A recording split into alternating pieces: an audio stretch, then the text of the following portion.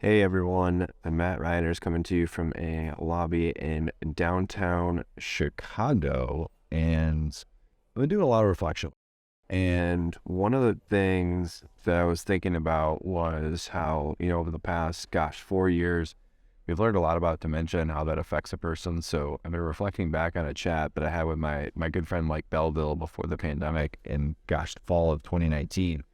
Before some of this learning that we had at Eversound, and I want to share this interview with you. He talks about what it's like getting diagnosed with dementia and all the lucid thoughts that he had during this discovery phase, and also how he's thriving with it. He talks about get busy living versus get busy dying from, the classic movie, but I think there's a lot of really great learnings in here, and, I think I hope you can learn as much from this conversation with Mike that I learned too. So enjoy, and see you on the other side. Hi everyone, it's Matt from Eversound. I'm here with my good friend Mike Belleville, who was diagnosed with Lewy Body Dementia at the age of 52. I've gotten to know Mike pretty well over these last 6 months, and you've really changed my perspective on, what it means on living with dementia and thriving with dementia. And, your story has touched myself and so many people out there that I feel like we just want to share that with the world. And, I want to ask you the vague and open-ended question of, Mike, what's your story?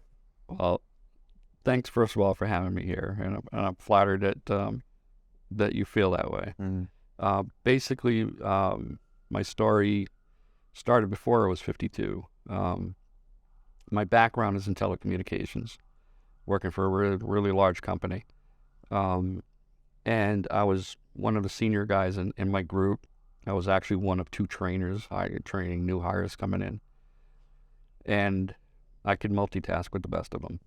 Two screens going, blah, blah here, blah, blah there. And you could bounce from A to B. And you had to with this job.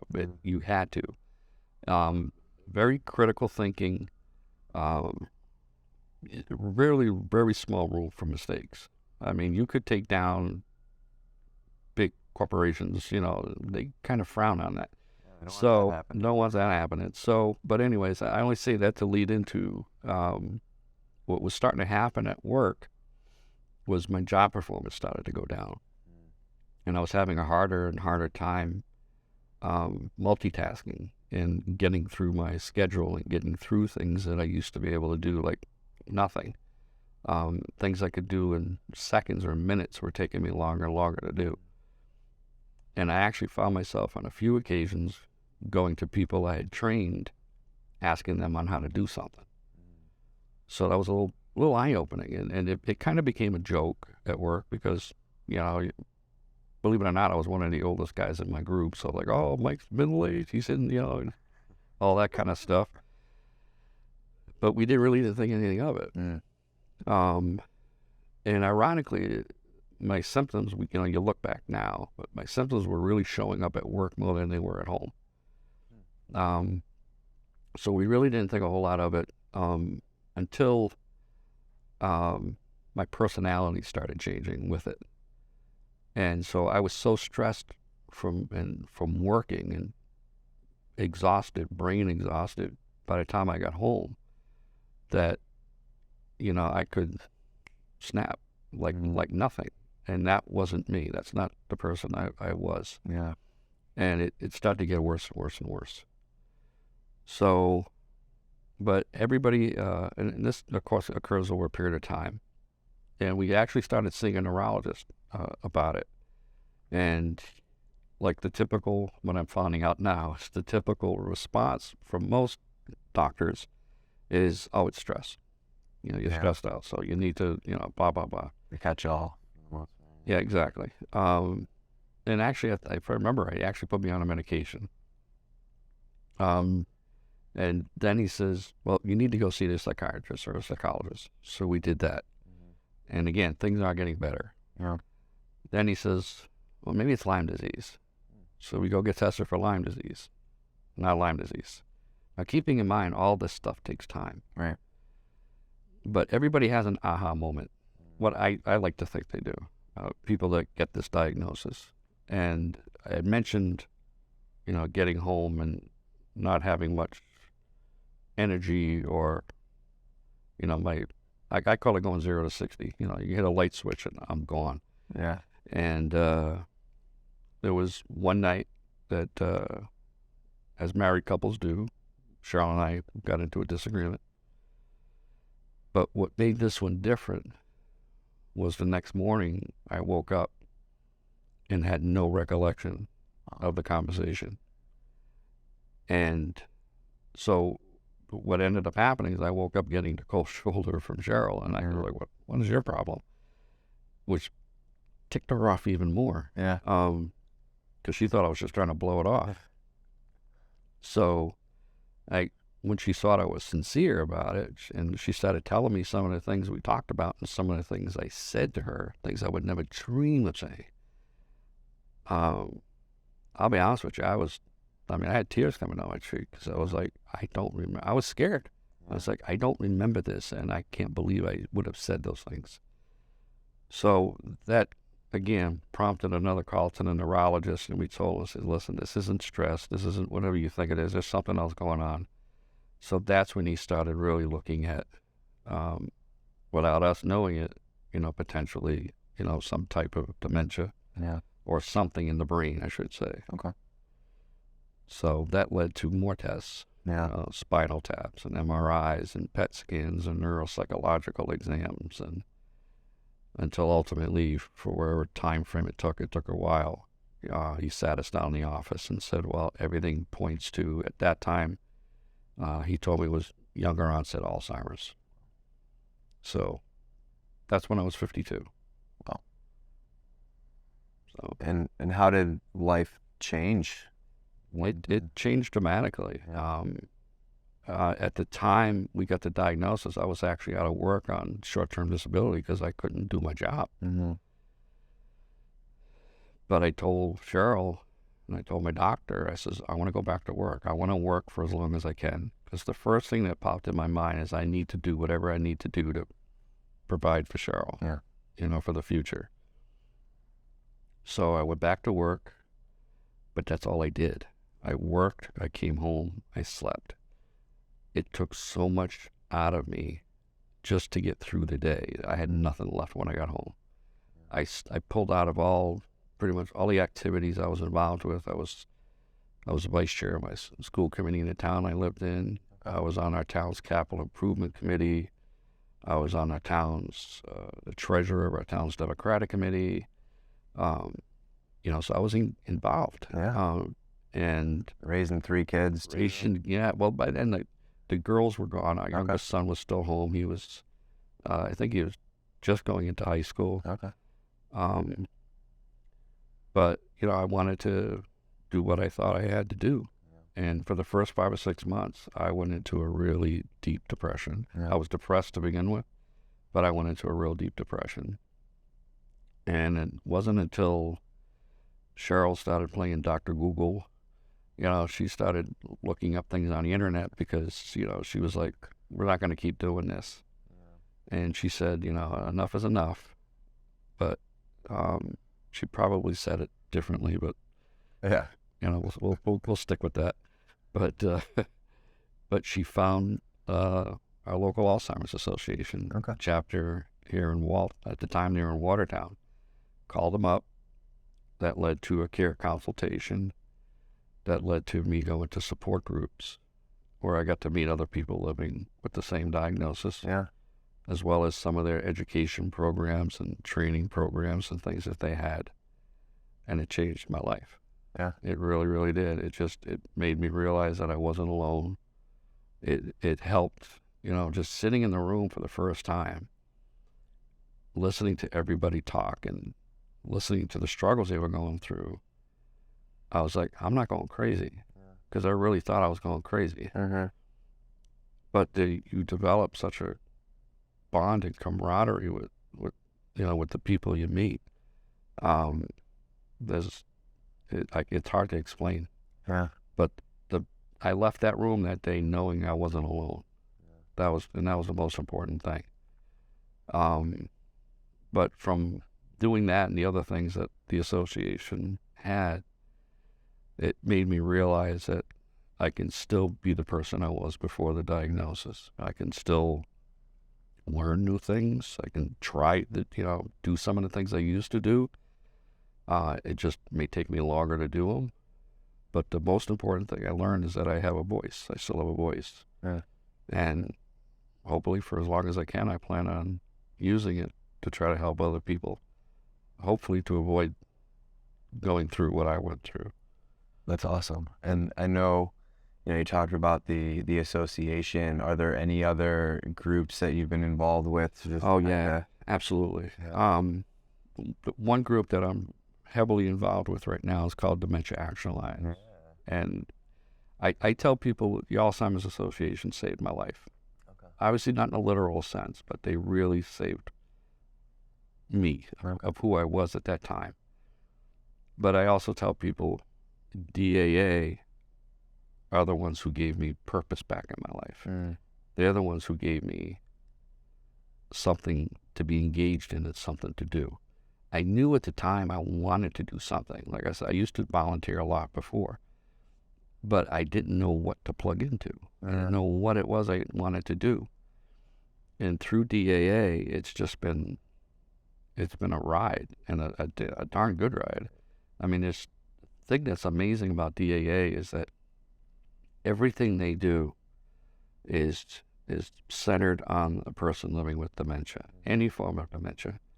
They have an advisory board that is made up of just people living with dementia. And you're on that board. And I'm on that advisory board. I'm also on their board of directors. There's, I think, 2 of us living with dementia who are on their board. Yeah. But they have all kinds of things that they're engaged and involved with. We started 2 podcasts now, actually. One of them's just about a year old. Another one's a year and a half old. And I actually do all the video production stuff for the podcast. Awesome.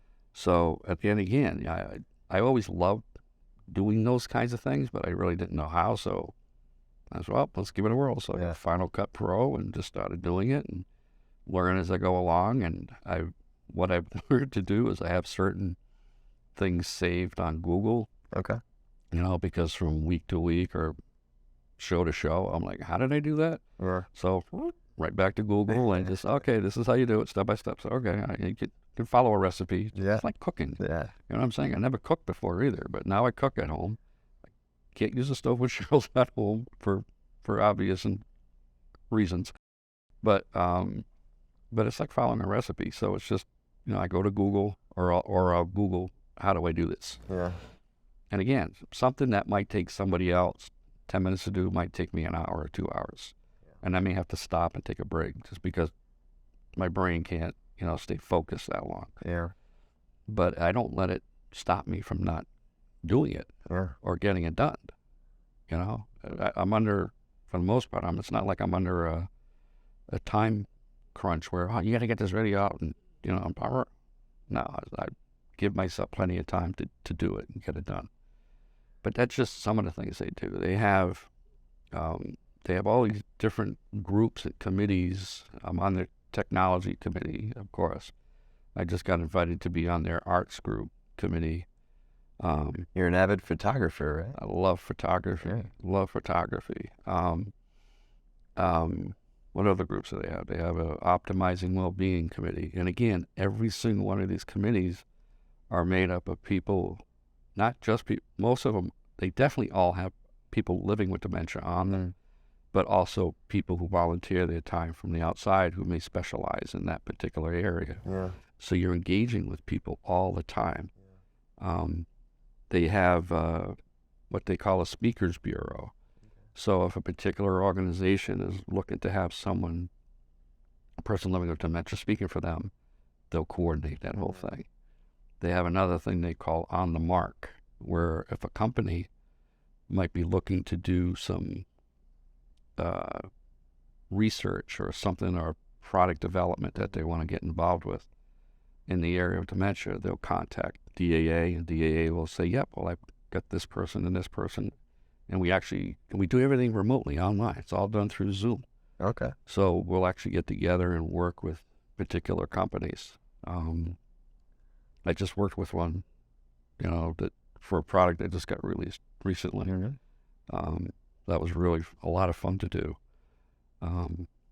So again, the most important thing they do is they keep as much as possible as they keep people engaged. And I tell people all the time, the most important prescription a doctor can give a patient with dementia is social engagement. It's not, I'm not going to say it's not a pill, because of course you need pills, you need medication. And I honestly believe the ones that I've been taking have been helping dramatically. That's great. But there's just something about staying socially engaged, being active, having a purpose, in life again, when I thought I was useless. That just, I really believe it has a lot to do with how well I'm doing right now. Right. And you mentioned DAA, giving you that purpose, and it sounds like you're more involved now than ever. And I'm curious of when you find time to sleep nowadays. Like what do you find? Because it sounds like you're doing a lot of awesome things, but what do you find actually gives you that purpose today? Great question. I mean, there's a lot of things. I mean, right now, just staying engaged with DAA, being involved in the things that I'm involved with them. We have meetings every month, just staying connected in that way. We have 2 different podcasts, and I do all the video production for those. It's awesome. So again, giving me something engaged, active to do. But what the biggest thing is hopefully, and it does happen from time to time, is somebody will reach out, or I'll be connected to somebody who's been recently diagnosed. And my biggest goal is just to reach that person who's been diagnosed, who thinks that it's over. There's nothing left to do. And nothing could be further from the truth. I mean, there's a lot of things that really are exciting me right now. One of them is I'm just starting to develop a website. Awesome. And it's going to be called reinventia.com, re-inventia.com. The whole purpose of the website is for people who are living with dementia, who are living well with dementia, is to send me in whatever content they want to send. It could be in the form of pictures, somebody having a blast with their grandkids, or they went on vacation. Awesome. Or video. A good friend, Lori, who loves to jump out of planes or do parasites. What if it's, I mean, God bless her. I mean, I was in the Air Guard for 12 years, and you'd never catch me jumping out of one. But, I mean, her and another good friend, Brian, went to Africa, and they helped start the first dementia memory cafe in all of South Africa. Wow. How cool is that? How crazy is that? How many lives are going to be touched because of that? Right. But it's to show, I mean, the whole purpose again of this website, it could be, if you have a blog, send me the blog.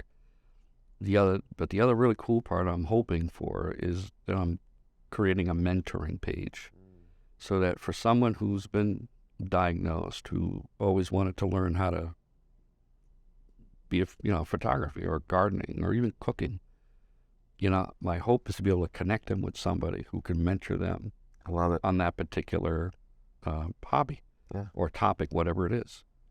Just make the connection, and then the two of them can go from there and see where it develops.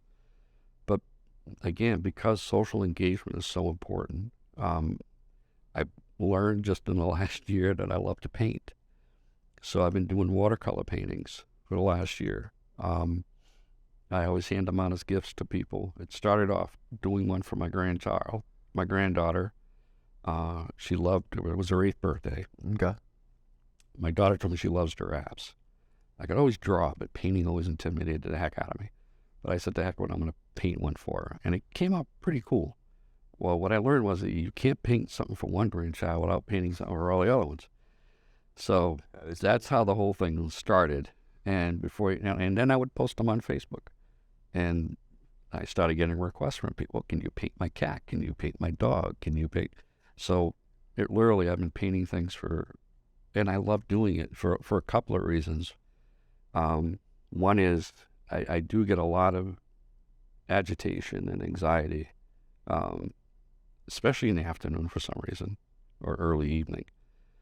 And it helps calm me down, it helps relax me. But I look at it as a form of social engagement.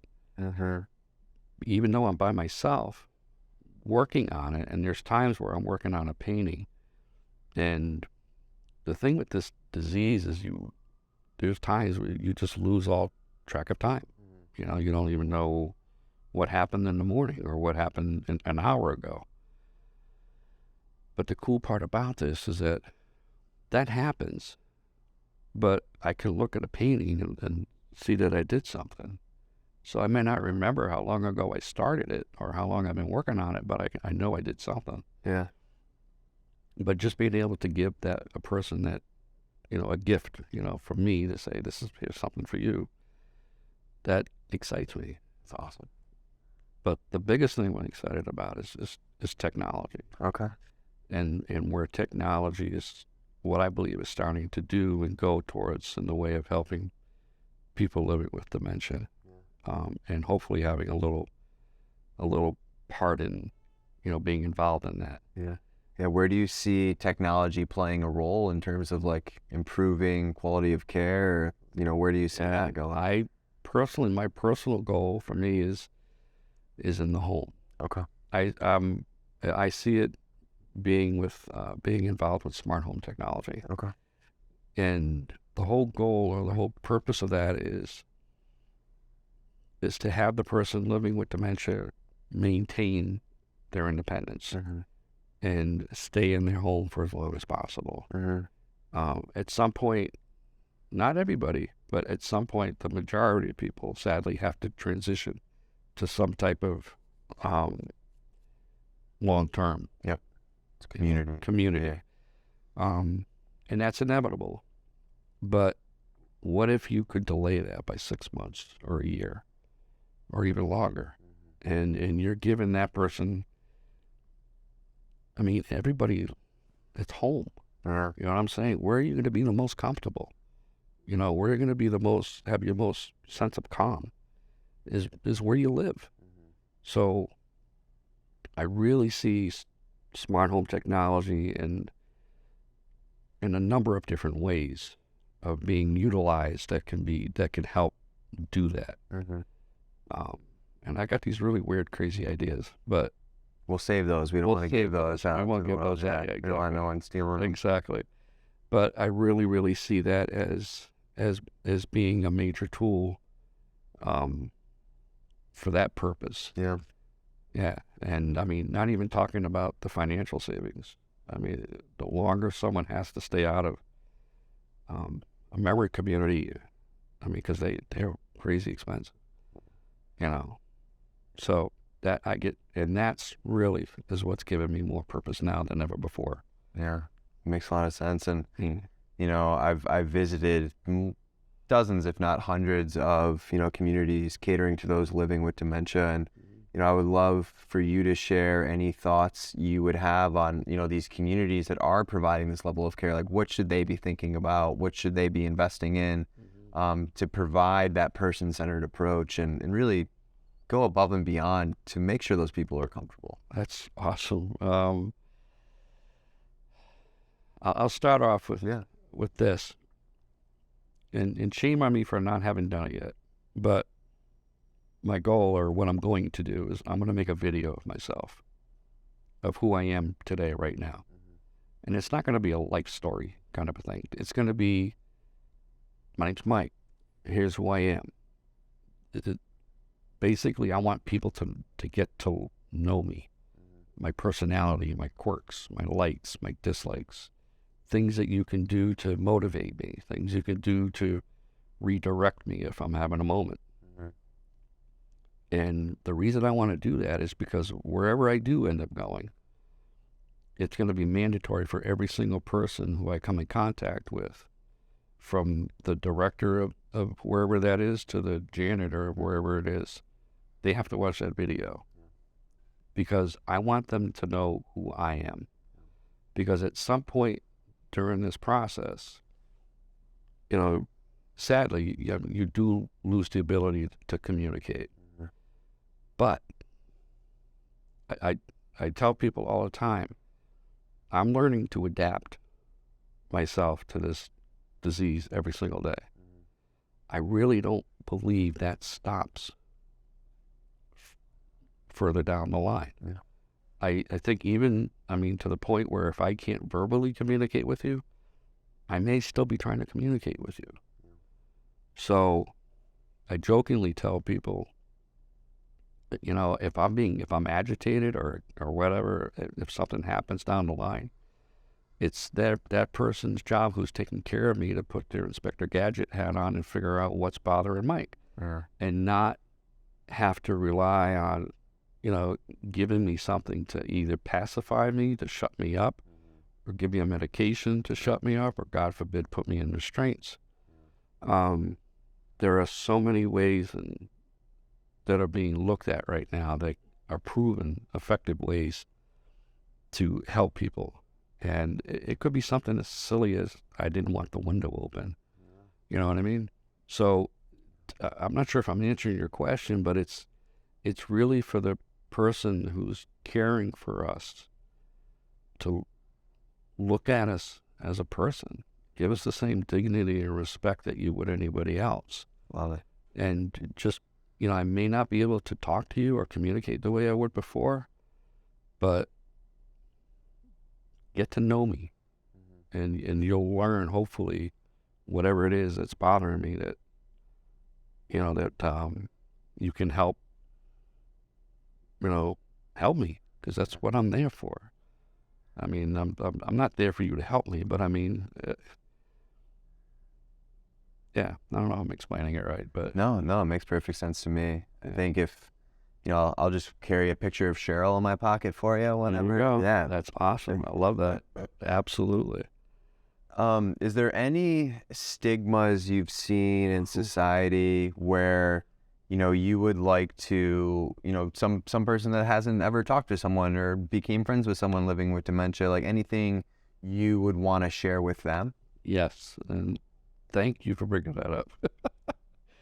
I mentioned that website earlier, and one of my goals with that website is to actually help try to reduce some of the stigmas that people have about dementia. And there's so many of them. And I include myself in that, because when we first got told, Cheryl and I kind of looked at each other and said, that's an old person's disease. And that only happens to older people. And obviously nothing can be further from the truth. When I went to that first support group meeting, two friends in there, who one of them sadly has already passed away, were in their 40s with teenagers. So, number one, this disease has nothing to do with age. Nothing to do with age. Yes, a majority of the people, the older you get, maybe after the age of 75 or 80, your chances increase of developing it. But age is not, to my knowledge, not a primary factor. And second, and one of the things that frustrates me is when people hear that I have dementia, their first thing is, try to explain this right, is, oh, well, we got to be careful of what we say or do, or, we can't really, you don't get involved in anything. You're not even, it's sadly, some people aren't even part of the conversation. I know friends that have been in the room, and even in a doctor's office, and the doctor's talking to the spouse, directly looking at the spouse, talking about the individual with dementia, not even looking at them. We're in the same damn room, for crying out loud. Look at me. I'm still here, and I'm still capable, and I'm still able to contribute, and try to focus on what I can still do and not what I can't do anymore. Because I'm not thinking about those things anymore, so why should you? So, my number one thing I get from everybody, and this just happened again the other day, is, hey, Mike, we've been having this great conversation. I would have never thought, you don't look like you have dementia. And it, you know, for a while that bothered me the heck out of me, but it was, I tell them now, well, thanks for the compliment. You know, I appreciate that. But at the same time, I tell them, what is dementia supposed to look like? Right. Because sadly, and that's where stigma comes in, because right now, the majority of what people see, and it's all on TV, is the end, you know, parts of the progression of the disease. That's what they see in movies, for the most part. That's what they see in advertisement. And for whatever, sadly, the bottom line is people or organizations out there that are trying to raise money, you know, genuinely for all the right reasons. But that's what sells. Yeah. Right? The negativity part, the sad part of it is what sells. There isn't enough focus being put on the people who are still living with this disease about how we can still live a meaningful, purposeful life. Yeah. So we need more emphasis and focus put on that. That may not raise dollars, you know, but you're still helping people live the best life they can for however long that's going to be. Yeah. And I mean, and that's another part of the stigma. And this sadly came from a doctor, not the doctors we have now at Mass General, but he looked at Cheryl and said, he'll be in a nursing home in 3 to 5 years. Well, this month makes 6 years I was diagnosed. Let's go. So on you, you know, but besides that, but what it made me learn is that, I mean, they're still learning about this themselves, but they don't know. They don't know. And sadly, again, I've lost some very dear, good friends who only had this disease for 3 to 5 years. But I also know of people who have cared for loved ones for 20 years. So the bottom line is, just like anybody else walking the street, you don't know what could happen to you tomorrow. It's true. I don't know how long this is going to last. You know, I mentioned earlier, I have a voice. I want to use it. I don't know how long it's going to last, but I'm just going to keep doing it until I can't do it anymore. The same way I struggle with certain things during the day and I can't do it. I may have to stop, take a break, maybe pick it up even sometimes the following day, but I'm going to keep trying. So, I mean, stigma is huge. You know, stop thinking about when you hear someone that has dementia, stop thinking about what ultimately is going to happen to them, and start thinking about treating them as if they were the same person they were before they got the diagnosis. Sadly, a lot of people, including myself, friends just disappear. I wish I knew all the reasons why, but I honestly believe that there are not, some of it might be fear. You know, some of it might be we don't know how to talk to you or how to, or this or this or that. And when I mention fear, they might look at me and go, holy crap, he's only 52. That could happen to me too. Yeah. You know, but that's okay, because, I mean, I've got friends now that, you know, that I've met through this journey that I'm closer to than a lot of people I've ever been closest to in my whole life. So. And if you had a billboard anywhere in the country, what would you put on this billboard? I love it. It's probably going to be one of my favorite quotes. I have 2 of them. Okay. But one of my favorite quotes. It's from what I learned after those 5 or 6 months. And after getting involved, you know, with the Alzheimer's Association, and especially after getting involved with DAA. One of my favorite movies is Shawshank Redemption. One of mine too. Love that movie. Love Morgan Freeman, Timothy Robbins. And Morgan Freeman repeats a line, I think, that Timothy Robbins says in the movie. He says, get busy living or get busy dying. And it's going to be in my next tattoo. I'm going to have a tattoo there. It's going to say something to that effect, or all of it. I think it would be, I might have dementia, but you can get busy. I've chosen to get busy living. and not get busy dying. Love it. And my second quote is by another person who I just admire, is Jackie Robinson. And this one I memorized for sure. Pretty sure I did, but he says, a life is not important except for the impact it has on other lives. Oh. So, no, stop thinking about you. Start thinking about other people. And I think if more people did that, hopefully there'd be a lot less turmoil and stress. And a lot other people who need the help would get the help. So, but yeah, I think, I'm glad you asked that question because I never thought about it before. But I like that. If I had dementia, I've chosen to get busy living, not get busy dying. Awesome. We'll keep our eye on you too to make sure you don't break out of any jails or anything too. That's a good point. Yeah. Like, you might have to put some kind of device on me. I don't know.